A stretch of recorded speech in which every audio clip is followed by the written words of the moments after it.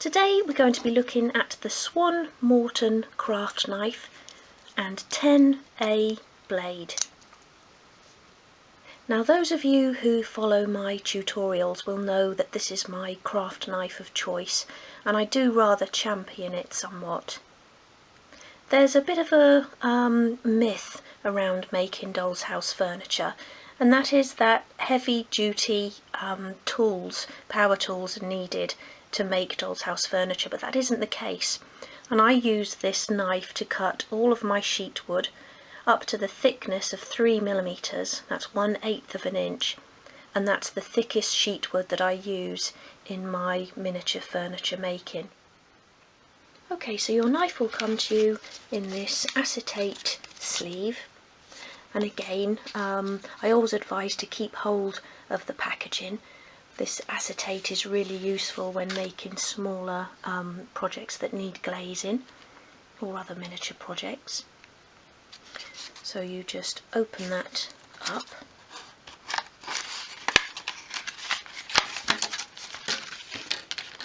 take out the cardboard sleeve, and in there you've got your 5 spare blades. And that's the number 10A blade. Just put those there for now, and then the knife comes empty, so the blade isn't actually in the knife when you get it. It's got 2 click positions for the handle, so that will be the position you'll use it in the middle there, and then you push it up to change or put the blade in. This is a metal handle, so really durable. Okay, so I just want to show you the blade. So that's it there, a 10A blade, and as you can see it's just got that angled blade at the front there. Now you can buy various different blades for this handle. I've only ever used this one, the 10A, for cutting wood, but they come in various different shapes for doing different crafts.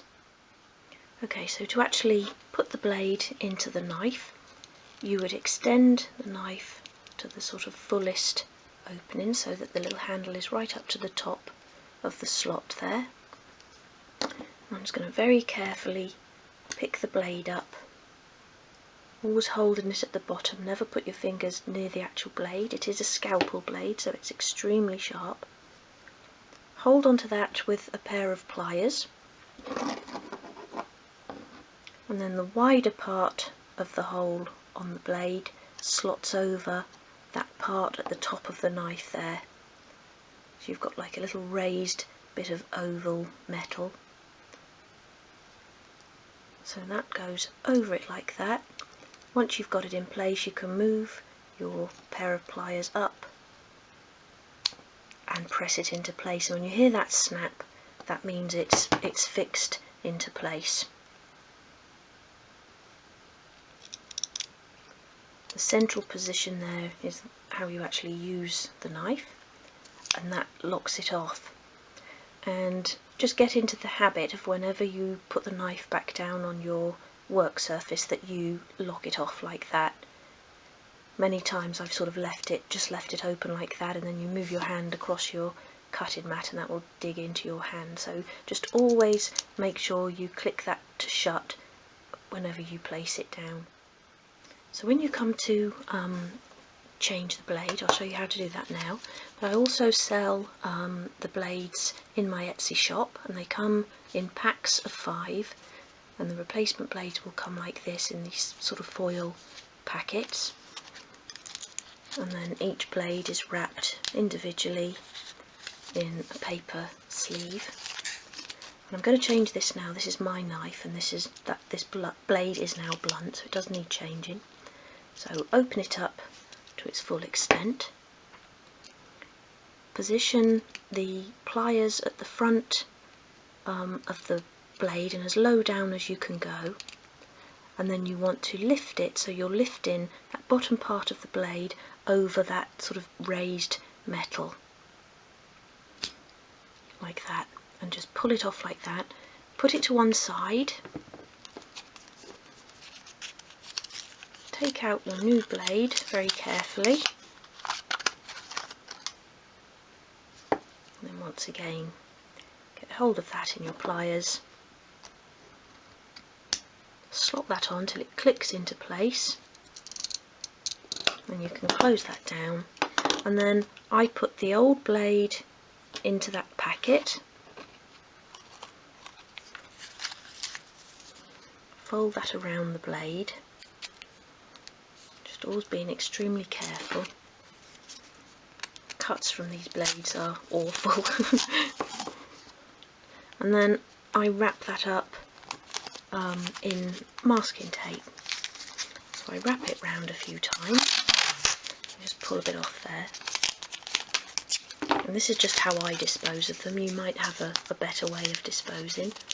I think there are even little pots you can buy to dispose of blades, but I just do it like this. And I wrap that round. And then you can dispose of that, and whoever's sort of emptying the bin isn't going to get a nasty shock from that. So I'll put that away now in the bin. And now I'll actually show you how I cut wood using this knife. Okay, so I've got 4 pieces of sheet wood here, and these are all the sizes that I use in my miniature furniture making, and they are 0.8 millimeters, 1/32 of an inch, 1.5 millimeters, that's 1/16 of an inch, 2.5 millimeters, that's 3/32 of an inch, and 3 millimeters, which is 1/8 of an inch. Now I also use a range of strip wood and dowel, but they wouldn't be cut with the craft knife. We've already looked at the mitre guillotine for cutting strip wood, and later we'll look at the, in another episode, we'll look at the mitre block and razor saw for cutting strip wood as well. So in this episode we're just concentrating on the sheet wood that we cut with the Swann Morton craft knife. So I'm going to start with the thinnest of the sheet wood, and that's the 0.8, the 1/32 of an inch, and you would mark it up according to your cutting list. So just say, for example, we want a strip that's 30 millimeters or 1¼ inches wide. So you do a little mark using a sharp pencil at each end of the wood. You would then lay your ruler across the wood. Now there's no need to join that line up. You can just use the 2 pencil marks. Open your knife to the first setting. Hold tightly onto your rule.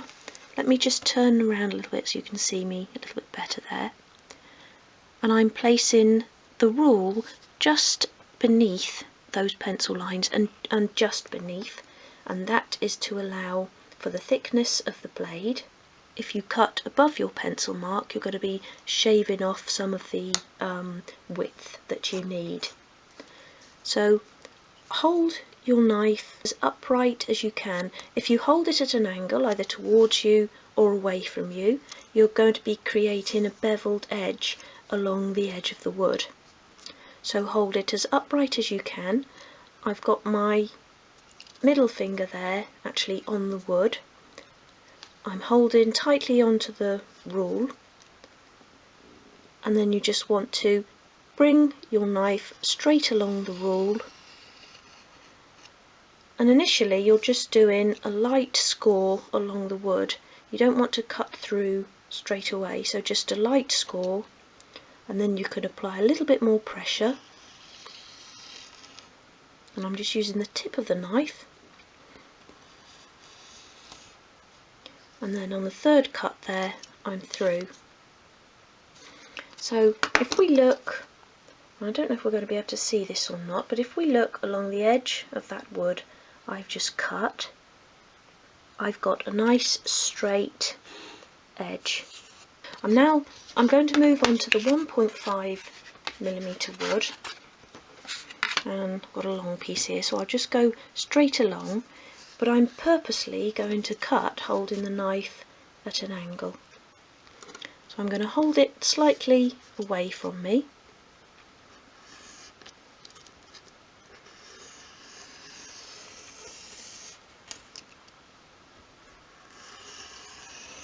A little bit more pressure this time.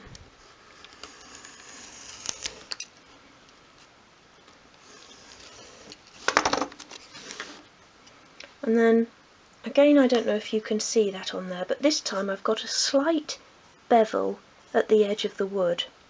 Now if that happens, it's okay. You'll take your sandpaper, have it flat on your desk, and you'll just sand in the one direction. Move that out of the way, left myself a lot of space here. And you'll just go across like that, hold the piece of wood upright,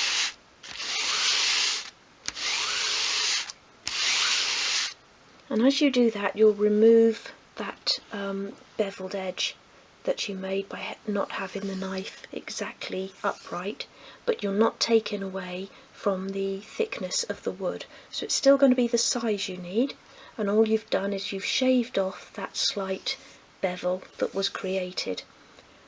Now I'm just pointing that out because I get a lot of people say to me that no matter how careful they are with cutting, that they get that bevel, and then they get gaps when they come to put the piece of furniture together, and that's why that's happening, just because the knife blade is at a slight angle when you cut. So do try to keep it as upright as you can, but if not, and you've got that slight bevel, then just sand quite a bit of pressure on the piece of wood and go along in the one direction, and that will straighten that edge off, and you'll have two nice straight edges to butt up together. Okay, so again, cutting the 1.5 wood there, I just did an extra score along the wood, but again, very simple. And then also I want to show you cutting against the grain on a piece of 1.5mm wood. So cutting with the grain is always easier, because that's the sort of natural way that the wood goes. When you're cutting against the grain, it's going to be a little bit more difficult. So again, I'm not measuring this out. So do a light score. Again, just using the tip of the knife. And there and through. So a little bit more pressure was required there, but not too much. And that's cutting against the grain. So let's put that to one side.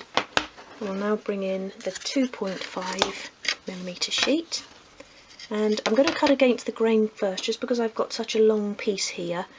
I don't want to sort of cut a strip off of the edge, so I'll just go against the grain here first. So again, start with a light score, holding onto your rule as tightly as you can. Now I'm applying a little bit more pressure.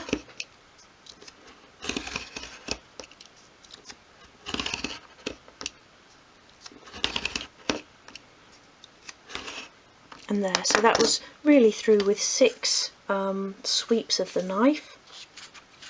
And then on the thicker wood you may find it's more difficult to keep the knife upright. I've got just a very, very slight bevel there. So again, I would just go across my sandpaper, keeping the piece of wood upright.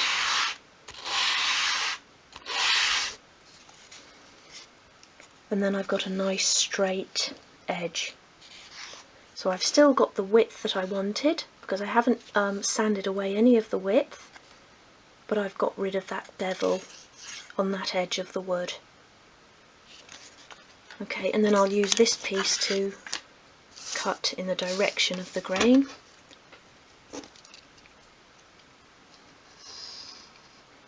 Light score to start.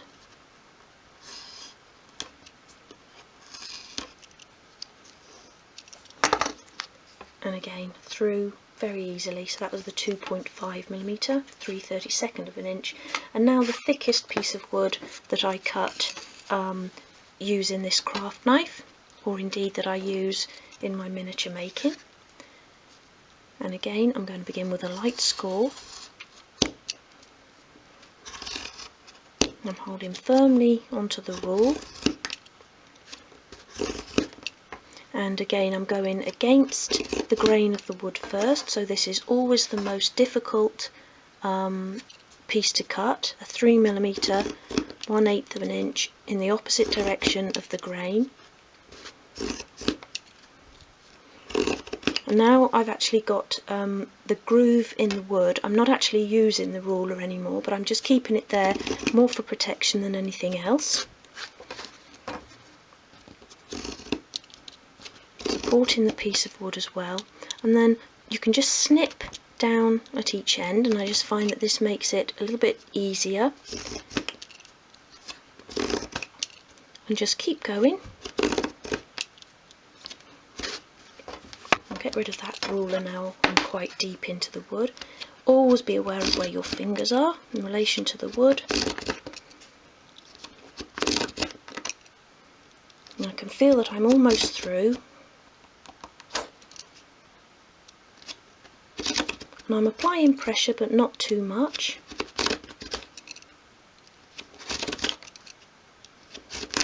And there, through the wood. Again, slight bevel there, so I would again sand that.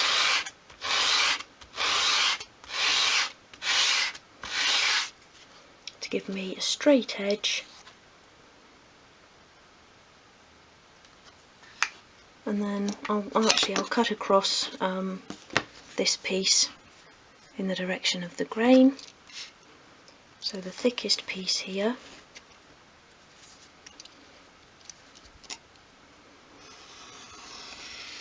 Again, just using the tip of the craft knife.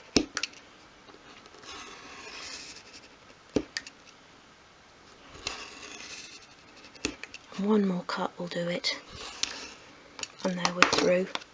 So as you can see there, the thicker the sheet, the more pressure you need to apply. But even on this 3mm sheet, the 1/8 of an inch sheet, I really didn't need to apply too much pressure. So like I say, this is a metal handle, so you can just sort of throw that back into your toolbox when you're done with it. Mine's been knocked about and it's still in perfectly good working order.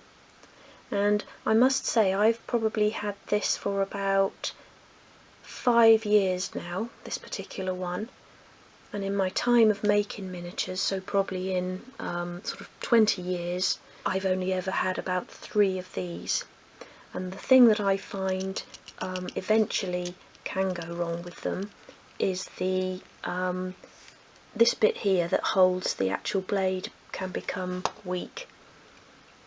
So I've had one of those actually snap off. But then bear in mind that I use, certainly for the last 5 years, I've used mine probably almost every day, and that gets a lot of use, so that's used for many hours a day, and I've only ever had to replace it twice, so this is my 3rd knife I've had in 20 years. So once you've got the handle, that will last you for a good long time, and then you just need to replace the blades. And with your blades, I always recommend replacing them when you start a new project, or a larger project, not sort of every little tiny project, but you can always tell when the blade needs replacing, because it will start to catch or drag along the wood and you won't get such a clean cut. I hope you found this preview of the Swann Morton craft knife really helpful, and that you can see how easy it is to use.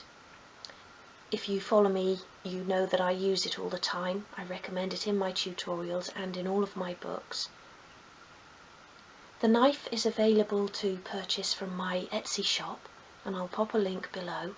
There's lots of other tools available in the shop, so do have a browse if there's anything you need. You can also purchase the replacement blades in my Etsy shop, and they come in packs of 5. And like I say, you get a pack of 5 actually with the knife, so that will keep you going for a little while. So thank you for watching, and I hope to see you again soon. Bye!